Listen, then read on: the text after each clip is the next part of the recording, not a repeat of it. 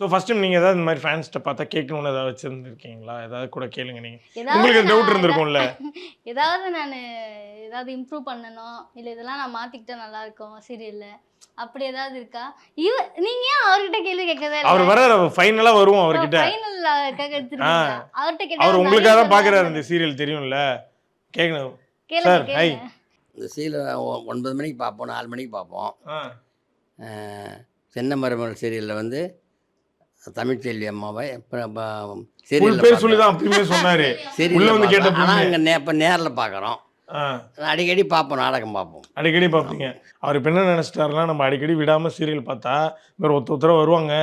அவங்களோட உட்காந்து சீரியல் பார்த்துடலாம் அப்படின்னு இந்த மாதிரி என்னைக்காவது ஒரு நாள் சர்ப்ரைஸ். ஆக்சுவலா உங்களுக்கு ஹாப்பியா இருக்கா இந்த மாதிரி? உங்களுக்கு பிடிச்ச கேரக்டரோடயே வந்து நம்ம இந்த சீரியல் பார்க்கறதுல. சரி, நீங்க ஏதாவது ஒரு கேள்வி கேளுங்க. தமிழ்ச்செல்விட்ட கேட்கணும்னு வச்சிருப்பீங்கல்ல சீரியல் பார்த்தா. நடிப்புலாம் நல்லா இருக்கு, ஆ. ஒன்றும் எந்த பிரச்சனையும் இல்லைங்க. ஓகேங்க. ஒன்றும் உங்களுக்கு பிடிச்ச சீன் என்னது அவங்க பண்ணதுலே? இதான் ஞாபகம் வருது அவங்க பண்ணதுல? ஞாபகத்துக்கு எனக்கு ஞாபகம் இல்லை கொஞ்சம். ஏன்னு கேட்டால் உடம்பு சரியில்லாதது, அதனால் கொஞ்சம் ஞாபக சக்திலாம் கம்மியாக இருக்குது எனக்கு. ஓகே.